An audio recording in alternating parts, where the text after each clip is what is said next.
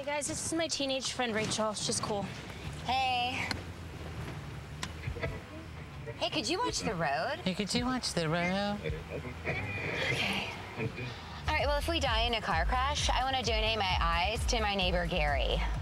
He has a boat, and he sails all around the world. I would love to see that. I don't know if he actually needs eyes, but who would turn on a free pair of eyes, right? Who's that rich?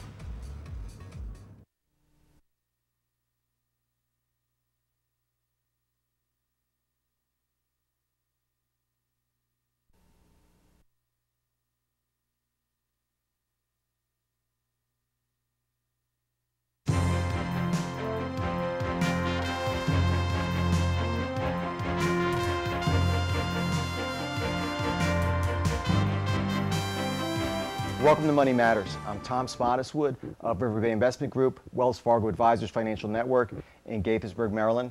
And today I'm very excited to have on our show Jack Garson. He's an author and attorney based in Bethesda, Maryland. He just wrote a book, How to Build a Business and Sell It for Millions. And Jack, thank you. Welcome. My pleasure, Tom. Thanks so much for having me today. Thanks for coming on the show. I guess, you know, I really want to know a little bit about your business, but I guess, you know, in these economic times, it's a little bit counterintuitive to think about building a business and selling it for millions. But on the other hand, the timing right now might not be better. You know, it's very counterintuitive. It was a great word that you used, because a lot of people right now are so afraid because people are being laid off and the economy is so bad that they're sitting on the sidelines. But some of the most famous businesses ever, Sure. IBM, Disney, General Electric, Hewlett-Packard, were all started in times of great financial distress. Sure. So that shouldn't stop you. What I always say is, it's never a bad time to start a good business. But there's some additional things that are working in your favor. There right now are very big defense contractors, very big tech companies, and they can't grow their revenue selling their existing portfolio of goods and services. They're out there searching to buy good small companies, bolt them onto their business, and then grow the revenues that way. On top of that, Lockheed Martin just offered buyouts to, I think, a couple hundred senior executives. Right. I think you saw that in the papers, a few Right. $100 million. A lot of those folks there, they're not going to bed. They're going to go ahead, they're going to take that money, it's going to be startup money for new businesses. This is not the worst time to start a business, and it's a great time to start a good business. I mean, they have, I mean, speaking about those executives, they have experience and contacts, and they've been through good times and bad times. Yeah, that's irreplaceable, that type of information, that type of knowledge. That's exactly right. And they may, quite wisely, go ahead and say, I have connections for money, Right. and I know these small businesses I've been Right. doing business with, Right. and they may be knocking on the door of your business, even though you're a startup, and saying, we want to acquire you, we want to joint venture with you, we want to do any number of things with you. So I would not, if you have the essential ingredients of a good business, I would not be on the sidelines right now. It's a good time to start a business. In fact, there's a lot less competition because people are so intimidated that when you normally have 5 businesses start in a particular area, you're lucky if you have 1. Right, and then I see, you know, we've had a couple shows with related themes, and they're saying that now's a great time to advertise. Now's a great time. You can get cheaper rates. This is where you can build brand awareness. This is where you create an image for yourself, and I think that's what people want to take advantage of. That's right. But the key comes down to, are you doing your fundamental blocking and tackling? You know, do you have the right ingredients for a good business? Don't take your life savings, don't take your parents' 401k money and throw it down the drain because you have a bad business. I'm not advocating that. Sure. Well, why don't you tell us a little bit about your business in Bethesda and what you do, and a little bit about your experience. I think that's a good place to start. Sure. We kind of jumped ahead. You know, I wrote How to Build a Business and Sell It for Millions because for 25 years I've been an advisor to companies from the twinkle in the eye to the closing celebration where they sold their company for many, many hundreds of millions of dollars. And what I saw in those boardrooms and on those factory floors was decision-making that led to success and decision-making that led to failure.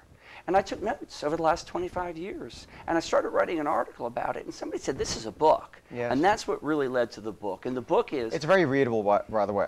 Thank you. I was looking at it this weekend. It's a lot of good stories. It's very interesting. It's dynamic. I enjoyed it. Thank you. I appreciate that. It's written for the business person. It's not written for a lawyer or an accountant. It's written for a business person. And the first 20 chapters are the ingredients, the cookbook for building and growing a business. And you don't have to go to the next 20 about selling. The next 20 are all about selling your business. Sure. If you never want to sell it, don't bother. Keep it. But you should have that option. Yeah, well, you know, that's kind of interesting you say if you don't want to sell it. But I think the parameters that make a business successful to sell make it successful. That's exactly right. You took the words right out of my mouth. Yeah. What's good for a buyer? What's good for a buyer is good for you in almost every single situation. And the thing is, I noticed too, when we do investments, so we help our clients. We work with a lot of businesses. We help them grow their assets, but we also sell insurance to help them protect it. And that's what I see is you never know what's going to happen. There might be a situation where you do want to get out, or you're forced to get out. It might be a health issue. It might be a family issue. And so you want to be in a situation. I don't know. To me, it's like you really want to be in a situation where everything is you're not irreplaceable, where the business can go on and you can monetize all your efforts and all your elbow grease, right? That's so true. People say to me, why, if I don't really care about selling my business, why should I plan to sell my business? Well, the number one thing is you can never predict the future. You never know. You might change your mind. Your health might change your mind. You might have counted on your kids taking over the business. You might see an enormous amount of competition coming into the market and go, now's a good time to get out. Or you may be faced, like some businesses are, where, to take it to the next level, I'm going to have to do things differently that I'm not comfortable with. Right. I might have to take in investors and give up control. And so I would rather just sell at this point. But because none of us have crystal balls, and you can do things a little bit differently at every stage and make your business sellable, then you're leaving a lot of money on the table down the road if you don't. Sure. What sector? Yeah, I guess it's two things. You look at your business as an income stream, but you also want to look at, hey, what's the end game? What am I going to get out of it? Right. But like you said, some business owners sabotage themselves, and they don't get to that level. That's right. Well, what are some of the reasons? Some of the things that you see that business owners do that kind of handicap themselves? It's an interesting thing. It's mental, isn't it? It's all up here, right? It has You're nothing exactly to do right. with work. You're exactly right. There's something called the founder's dilemma, and what the founder's dilemma is all about is that the thing that makes for a great startup entrepreneur can be disastrous for a person to grow a business from a small-sized business to a large-sized business. Let me explain what I mean. The classic successful startup entrepreneur is fighting against all the odds, working 24 hours a day. They have the Bluetooth in their ear when they're watching their child's soccer game on the sideline. They're completely accessible to their customers. Every product that goes out the door, they're proofing it, making sure it's perfect. People are lined up outside their door waiting for approval on everything. Right. Okay, that person becomes their business. They get all their sense of self-worth out of their business. Now, and all of their people are there to leverage their skills. Now they go to sell their business. I'm sorry. Now they go to grow their business. Before they ever get to sell it. Now they go to grow their business.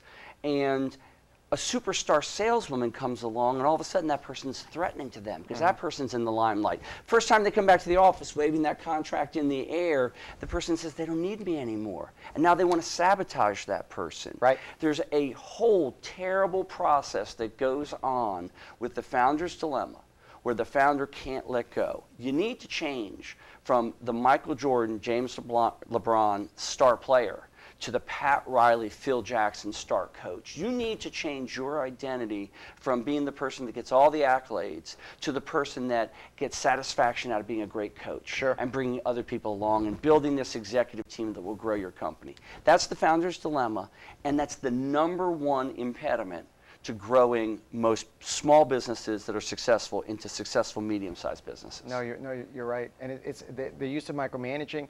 And I don't think all the time, I got to say, I don't think all the time it's about control issues, being a control freak. I think it's a lot of them, they're quality freaks, and they want to make sure the quality, but still then it becomes a control freak issue. That's true. That's true. And on that very point there, they say the quality has to be perfect. That's what got us where we are today. And then they don't go ahead and spend the money to hire someone good enough to do it. They spend half as much money and say, look, this person can't do as good a job. That's what I was trying to tell you all. Only I can go ahead and produce this product. We're staying small. And so they build in decision making that keeps them small. I see it all the time. Yeah.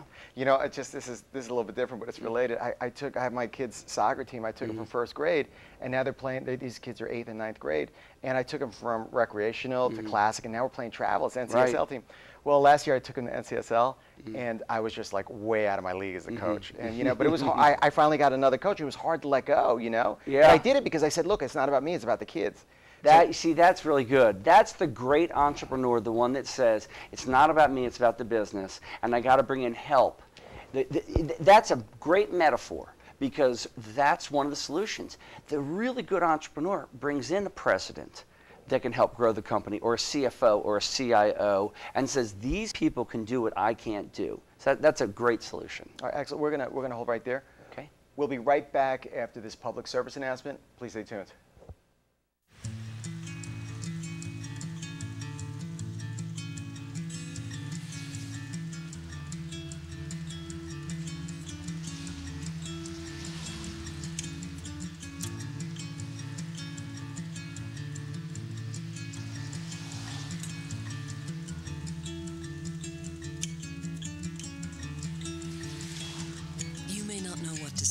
But we can help start the conversation. Learn more at supportyourvet.org.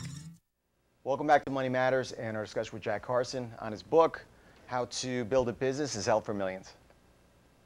Okay, so Jack, why don't you, again, what type of sectors or what type of businesses? It sounds like you worked with defense contractors.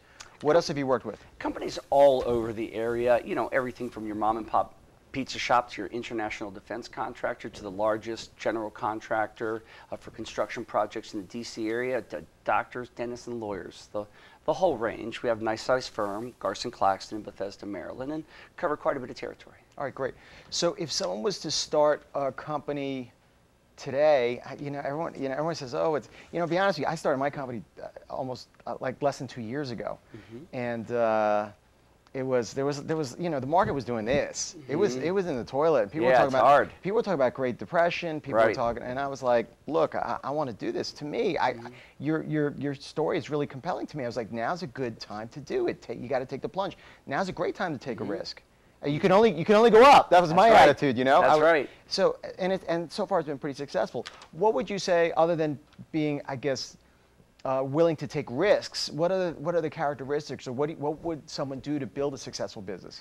There are 4 key characteristics that I've observed looking at hundreds of companies succeed and fail that have distinguished them, and they are profitability, competitive edge, sustainability, and scalability. Let me give you an example of competitive edge.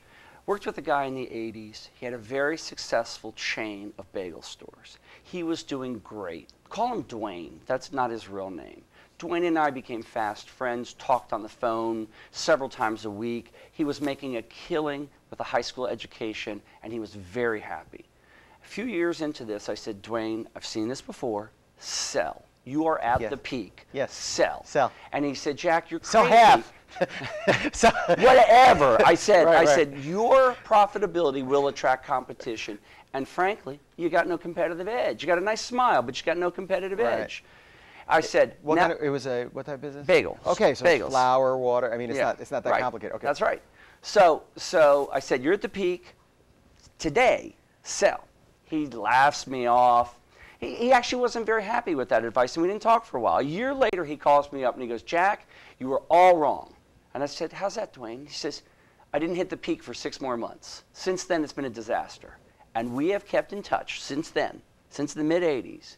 And virtually every single one of his stores, he has put into bankruptcy or sold at a loss. And that's because companies like Einstein Bagels came in with big advertising campaign, big price competition. Big pockets. Deep pockets. Bought up corner locations and came in and cleaned his clock.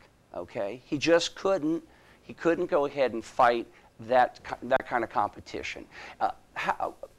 Warren Buffett calls a competitive edge putting a moat around your business. Sure. When you are profitable, you will attract competition. Okay. Henry Ford didn't invent the automobile. He invented the application of a competitive edge, the assembly line, to the manufacture of an automobile. We don't even remember who invented the automobile because Henry Ford was so successful building cheaper ones. I think the French said they did it, so. I think you're right. Okay. Okay? And so that shows you that how important a competitive edge is to staying in business after you've already established your initial profitability. So again, the 4 are profitability, consistent profitability, competitive edge, sustainability, and scalability. Okay, so what you said, one of the things you talk about being a competition factory, what does that mean exactly?